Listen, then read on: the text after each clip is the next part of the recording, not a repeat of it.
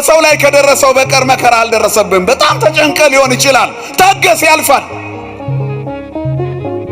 ገና ብዙ መከራ አልደረሰብህም። ሰው ላይ የደረሰው ነው ላያስችልህ አልሰጠህም።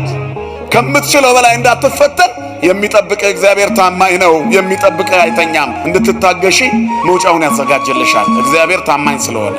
ማን ታማኝ ስለሆነ? እግዚአብሔር መውጫ አለው። ያሻግራል። እግዚአብሔር ታላቅ ነው። ያኖራል። እግዚአብሔር ታላቅ ነው። ያነጋል። እግዚአብሔር ታላቅ ነው። በድቅድቅ ጨለማ ውስጥ የሚደነቅ ብርሃን መስጠት ይችላል። ጨለማ በእርሱ ዘንድ ከቶ አይጨልምም። የማያልፍ መከራ የለም። ለሰው ሁሉ ከሚሆነው በቀር ገና ብዙ መከራ አልደረሰባችሁም ይላል። በመከራ ላለ ነው ለእኔና ለእናንተ። ነገር ግን ከሚቻላችሁ መጠን ይልቅ ትፈተኑ ዘንድ የማይወድ እግዚአብሔር የታመነ ነው። ትታገሱም ዘንድ እንድትችሉ ከፈተናው ጋር መውጫውን ያዘጋጅላችኋል ይላል። አሁን ካለብህ ችግር የመፍትሄው ባለቤት እግዚአብሔር ይበልጣል አይበልጥም? ይበልጣል። ለሰው የማንናገረው መከራ መሽገን ይዘን ቁጭ ብለናል። ሚያልፍ ስላልመሰለን ተጨንቀናል። በዚህ ምክንያት ነው በርካታ ሰዎች ራሳቸውን ለማጥፋት የሚሮጡት። ወጣቶች የተጀመረ ፋሽን አለ፣ ይጽፋሉ፣ ይሄ ሚዲያ ላይ ይቀርባሉ፣ ገመናቸውን ይገልጡታል። ትዳራቸውን፣ ፍቅራቸውን፣ ሁሉም ነገር እዛ ላይ ያልቃል። ራሳቸውን ማጥፋታቸውም ሪፖርት ሆኖ እዛ ላይ ያልቃል። ፖሊስ እንኳን ለምርመራ ማይሄድባቸው መጀመሪያ እንዲነበርኩ ተካድኩ ብለው ራሳቸውን ያጠፉ ስንት ናቸው በእኛ ዘመን። በወራት ውስጥ እንኳን ስንቱን አጣናቸው። ያልፋል እኮ እህቶቻችን።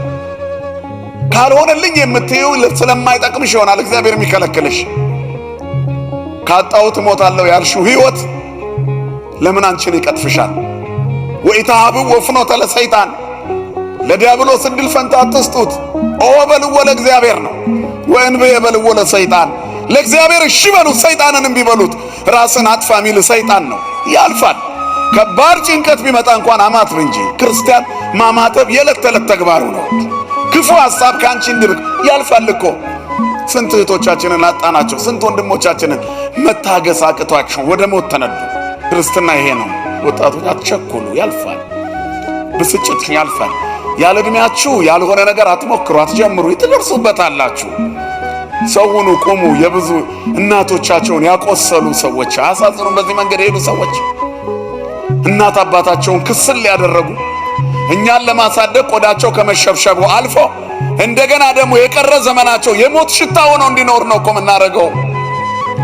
ራስ ወዳድነት እኮ ነው። ለወላጅ አለመራራት፣ ለወዳጆቻችን አለመራራት። ሄዱ ብዙ ወንድሞቻችን በዚህ መንገድ አይደል? ምን ጥቅም ተገኘ? ረሳናቸው። ብዙ ፈተና ቢበዛም ከእግዚአብሔር አይበልጥም። ለሰው የማይቻል ለማን ይቻላል? ሁሉም ነገር በእግዚአብሔር ዓይን ቀላል ነው። ሁለተኛ ነገሥት ምዕራፍ 3 አንቺ የደረሰብሽ መከራ በሰው የደረሰ መከራ ነው።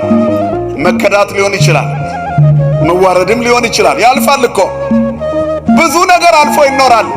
አይዟችሁ። ብዙ መከራ ቢወጥራችሁ ያልፋል። ትልቁ ችግር አለመታገስ ነው። ትዕግስት ትልቁን ኃጢአት ጸጥ ያደርጋል ይላል መጽሐፍ።